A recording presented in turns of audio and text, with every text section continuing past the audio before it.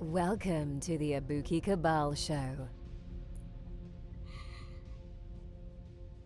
What's up, folks? There's some interesting developments going on in gene editing, excuse me, that I wanted to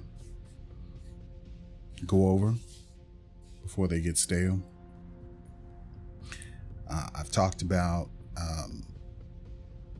the COVID-19 Delta variant that's out here, and the nuances in vaccine production, messenger RNA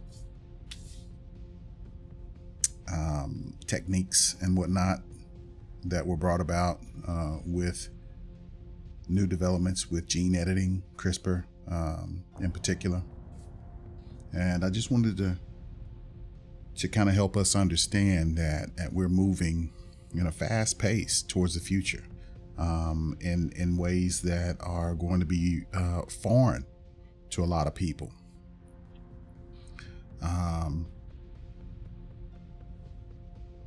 But let's get on with it.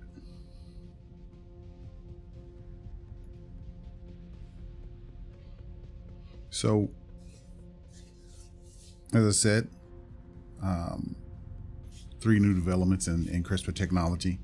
One in Africa, where gene editing was used to create a disease-resistant banana in order to save the banana populations around the world. I don't know if you guys are aware that numerous banana species are on the verge of extinction due to disease, and something had to be done about it, or we'd lose those species forever. So I didn't know that this was going on until I saw the story, but they've been using CRISPR techniques to develop a solution to the problem. So we'll take a look at that, among others. We've also got some CRISPR-based assay for the study of eukaryotic DNA repair on board the International Space Station. And this is a research article that I found looking around. There's also a breakthrough CRISPR gene therapy that could be a one-and-done injection. So if you need gene therapy, it doesn't have to be a long drawn-out process. It can be a one-and-done injection, and the changes that need to be done on a genetic level can be done. And we'll take a look at some of this as well.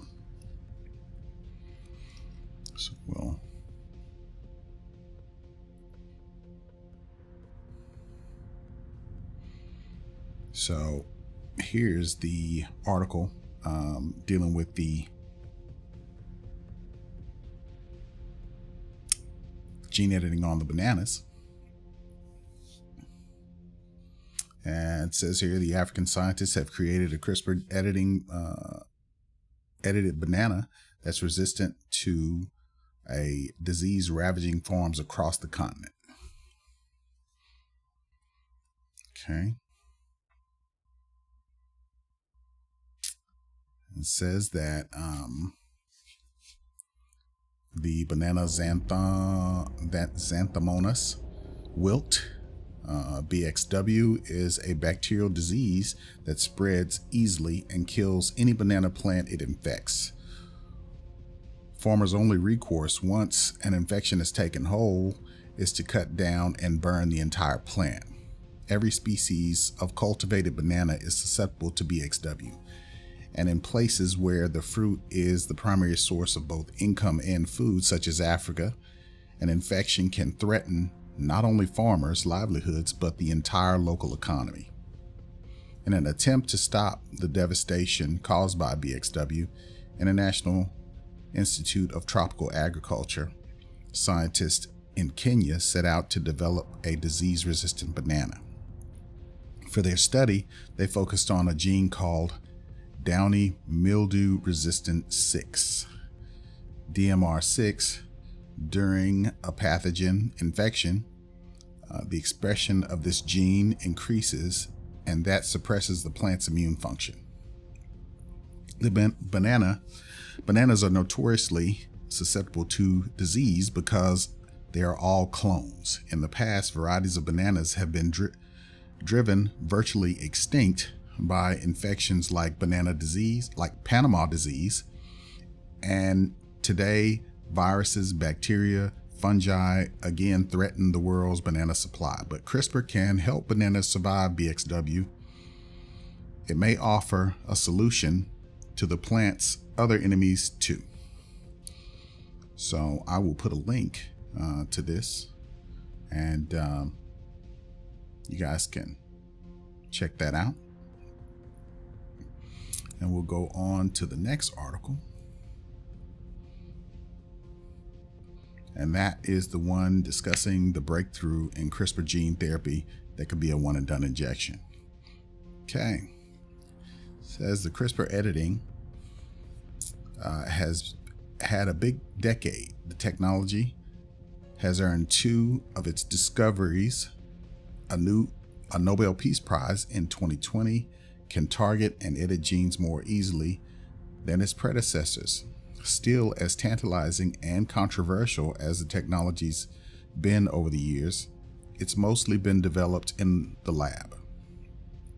That's changing now, as a growing number of clinical trials are beginning to test gene therapies in humans. Early CRISPR trials have focused on hereditary blindness and diseases of the blood, including cancer, sickle cell anemia, and beta thalassemia. Although cutting edge, the therapies can be costly and intense. In one trial, sickle cell anemia doctors remove cells from the body, edit them in a dish, and then infuse them back into the patient. In another trial, practitioners inject the gene editing system directly into the target tissues in the eye. Such approaches won't work as readily for other diseases. So researchers and doctors are looking for general delivery methods like any other medication. Now the clinical trial for the University College London has taken a step in that direction. Participants in the trial suffer from a condition called hereditary thalassemia, Southerton amyloidosis, in which the mutated genes produce a malformed protein that builds up in and damages the heart and nerves. The disease is eventually fatal. Patients received a single infusion of a CRISPR-edited therapy into their bloodstream. Blood carried the therapy to the liver, where it switched off the mutated gene and curtailed production of the errant protein. Though the phase 1 trial was small, the approach had strong results relative to existing options, and it hints at the possibility other genetic diseases may be treated in a similar fashion in the future.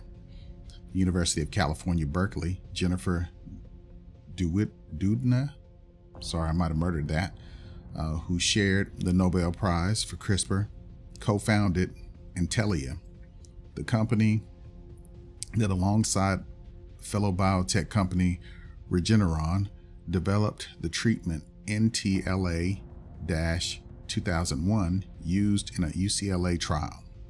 This is a major milestone for patients, Doudna said. While these are early data, they show us that we can overcome one of the biggest challenges with applying CRISPR clinically so far, which is being able to deliver it systemically, and getting it to the right place. A 3-part punch. The therapy is made up of three parts: a tiny bubble of fat called a lipid.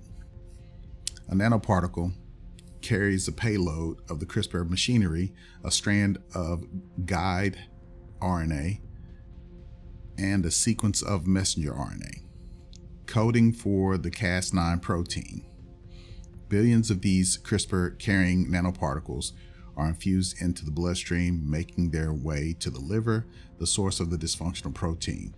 The messenger RNA instructs the cells to produce the Cas9 protein, CRISPR's genetic scissors, which then links up to the guide RNA, seeks out the target gene, and snips it.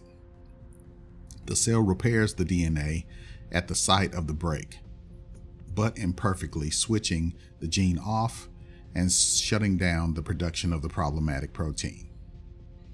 Interim trial results reported in the New England Journal of Medicine last weekend were very encouraging. The trial's 6 patients who received either a low or high dose reported no serious side effects. Meanwhile, production of the targeted protein declined by up to 96% and an average of 87% in those given the high dose. One and done. The disease which affects some 50,000 people worldwide was untreatable until recently. Existing drugs approved by the FDA in 2018 silence the messenger RNA that produces the malformed thyretin protein instead of altering its genes. They reduce protein production some 80% and keep people alive longer, but don't work for everyone and require ongoing treatment. The CRISPR approach, if successful, would be a one-time treatment. That is, by targeting the genes themselves, the protein is permanently silenced. Patrick Doherty, a trial participant, told NPR he jumped at the opportunity. Doherty, an avid trekker and hiker, was diagnosed with transthyretin amyloidosis, which had killed his father. After noticing symptoms like tingling in his fingers and toes and breathlessness on walks, "It's a terrible prognosis," he said. "This is a condition that deteriorates very rapidly. It's just dreadful." Doherty started feeling better a few weeks after the treatment and said improvements have continued. A one-hit wonder, he called it. A 2-hour process, that's it for the rest of your life. What's next?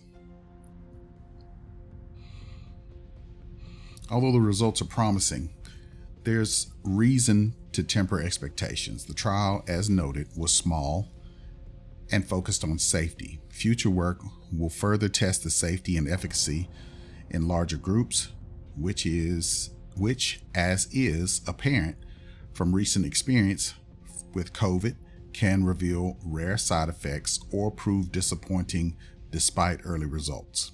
Researchers will likely also look out for off-target SNPs in the liver or other cells. A benefit of this approach, however, is the cells break down the messenger RNA after they've made the Cas9 protein. In other words, the gene editing system doesn't persist long. It also remains to be seen whether the approach would work as well in other diseases. The liver was a prime target for the trial because it greedily soaks up the foreign substances. The other organs and tissues may not be as amenable to general infusion of the therapy. Finally, the treatment may come with a hefty price tag, perhaps running into the hundreds of thousands of dollars, according to Bloomberg's Sam Fazeli. Not one person in my field is doing a victory lap, even around their laboratory bench. Fedor Uranov, a University of California, Berkeley gene editing expert, told USA Today, "We're all slightly blue because we're all holding our breath." If the trial does prove successful, however, researchers will want to know if they can reach any organ or tissue with general infusion, with a general infusion? And can genes also be edited in vivo? Instead of merely knocking out a faulty gene, can we safely correct it? In the future, when the kinks have been worked out and the science more thoroughly proven, Uranoff said, gene editing could help millions of people around the world with genetic conditions, and this trial is a notable step in that direction. And I will also provide a link for that. Okay, so we'll move on to the CRISPR-based assay for the study of eukaryotic DNA repair on board the International Space Station. So as you can see, this type of technology is being used in multiple different areas and venues in order to see what benefits it may have towards eradicating disease and other conditions that cause mankind problems, as well as plants, animals, the like. So the abstract of this paper goes as follows. As we explore beyond Earth, astronauts may be at risk for harmful DNA damage caused by ionizing radiation. Double-strand breaks are the type of DNA damage that can be repaired by two major cellular pathways: a non-homologous end joining, during which insertions of deletions may be added at the break's site. The homologous recombinations, in which DNA sequence often remain unchanged. Previous work suggests that space conditions may impact the choice of DNA repair pathway, potentially compounding the risk of increased radiation exposure during space travel. However, our understanding of this problem has been limited by technical and safety concerns, which have prevented integral study of the DNA repair process in space. The CRISPR Cas9 gene editing system offers a model for the safe and targeted generation of double-stranded breaks in eukaryotes. Here we describe a CRISPR-based assay for DNA break induction and assessment of double-stranded break repair pathway choice entirely in space. As necessary steps in this process, we describe the first successful genetic transformation and CRISPR-Cas9 genome editing in space. These milestones represent a significant expansion of the molecular biology toolkit on board the International Space Station. Now, the reason why they're doing this is the damage that astronauts can sustain in space due to radiation exposure and whatnot, and long-term trips in space need to be addressed if we're going to take long trips throughout our solar system. Shielding can help, but all areas of the spacecraft may not be shielded. There may be some risk of exposure. If exposure takes place, they need to repair the damage, or you'll die. Maybe not quickly, maybe drawn out. Some of it could be quickly, depending on the exposure to the radiation. So this is their attempts to try to repair damaged DNA and hopefully improve our chances of long-term space flights. This is groundbreaking, and if they're successful, it will be the first steps of us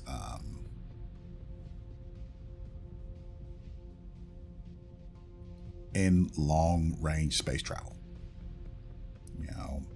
Possibly inhabiting other worlds in our solar system.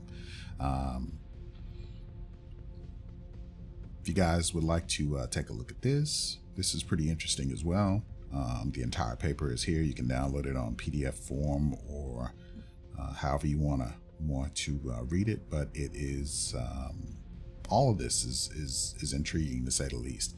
I like looking at stuff like this because it's important, and it's definitely important that we as Black folks, dip our toes into these articles and try to understand what's going on in science.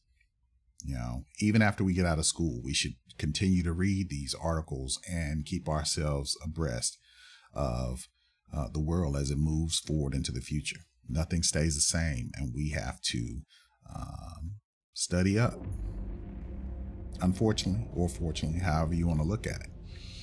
It's been fun, and as always, I will continue to try to bring you guys the latest and greatest in science.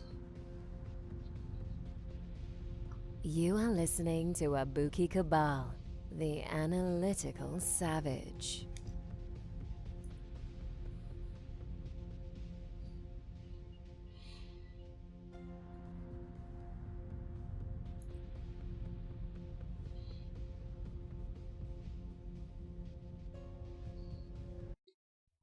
I feel